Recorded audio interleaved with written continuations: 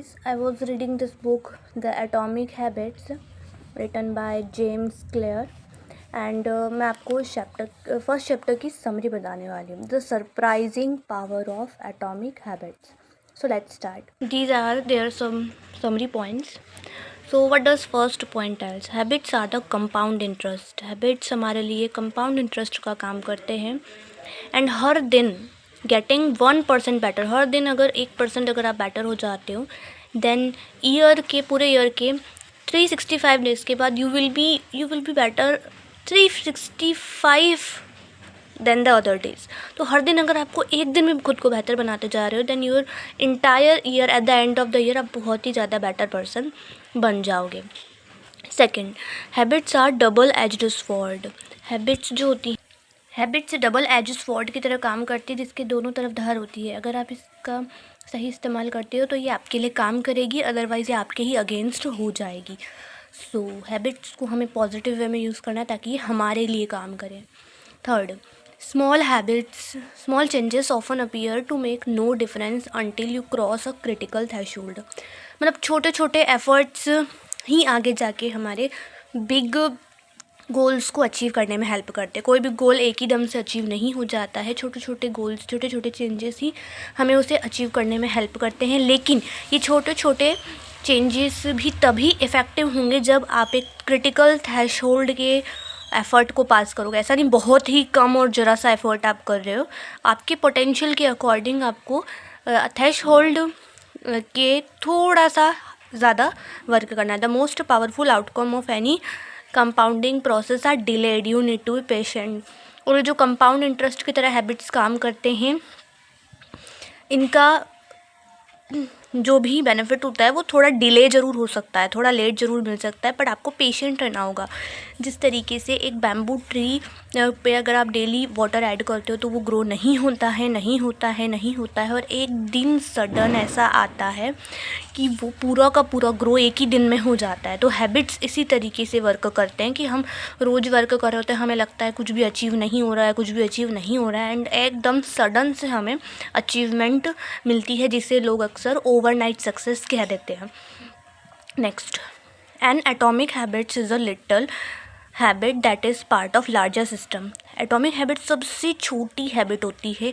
मतलब अगर हम हमारे सिस्टम पे वर्क करेंगे, हमारे डेली शेड्यूल में वर्क करेंगे और छोटे छोटे चेंजेस लाके उसे इम्प्रूव करेंगे, तो हमारा एक लार्ज सिस्टम डेवलप हो जाएगा. यानी कि हम बड़े लेवल पे वर्क करते हुए लोगों को दिखेंगे, पर एक्चुअल में हम छोटे लेवल पे वर्क कर रहे होंगे और छोटी छोटी चीज़ों को इम्प्रूव कर रहे होंगे.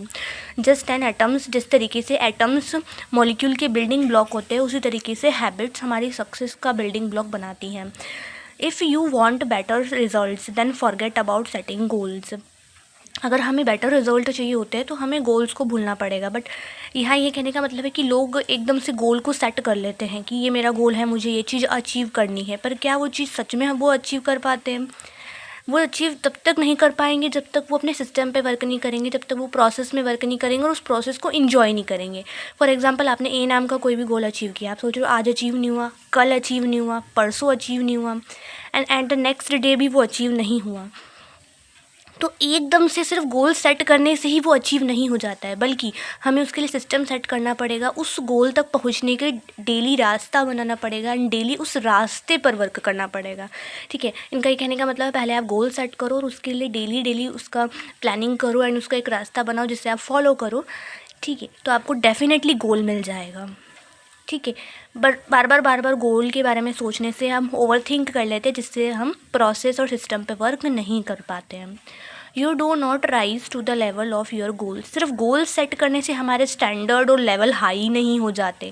ठीक है, बल्कि हमारे स्टैंडर्ड्स एंड लेवल्स जो होते हैं वो हमारे सिस्टम से राइज होते हैं कि हम हमारे सिस्टम को कैसे सेट करते हैं, हमारे प्रोसेस को. सिस्टम इन द सेंस आपके गोल तक पहुंचने के रास्ते को आप कैसा बनाते हो, वो आपके लेवल्स को डिसाइड करते हैं, ना कि आपके गोल्स, है ना.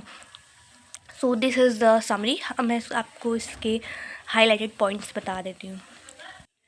First one is this which I like the most. Mastery require patience. यानी किसी भी चीज़ में अगर आपको मास्टर करना है, परफेक्ट बनना है, तो आपको पेशेंस और प्रैक्टिस से वर्क करना होगा. नेक्स्ट है all big things come from small beginnings. हर बड़ी चीज़ आपकी छोटी छोटी शुरुआतों से, छोटी छोटी चीज़ों से ही इनिशिएट होती हैं. A handful of problems arise when you spend too much time thinking about your goals. हम प्रॉब्लम तभी क्रिएट करते हैं जब हम ऑल टाइम अपने गोल्स के बारे में सोचते हैं, not enough time designing your system, ना कि उन पर वर्क करते हैं. तो गोल्स पे वर्क करना है, ना कि over think. Next one is this. We think we need to change our results, but the results are not the problem. What we really need to change are the system that cause those results. तो जो result हमें मिल रहे हैं उस result से आने वाले जो सिस्टम है उस पर चेंज करना चाहिए, क्योंकि जैसे ही आप सिस्टम में चेंज करोगे आपकी गोल्स और रिज़ल्ट्स में चेंज दिखना शुरू हो जाएंगे. The purpose of setting goals is to win the game. The purpose of building system is to continue playing game. Ultimately, it's your commitment to the process that will determine your progress. So in the sense, you have to change the process. Process आपकी progress decide करती है. This is the summary, and in the next video, I will create the summary of chapter 2. If you like the video, please do like, share, and comment. Okay, see you soon.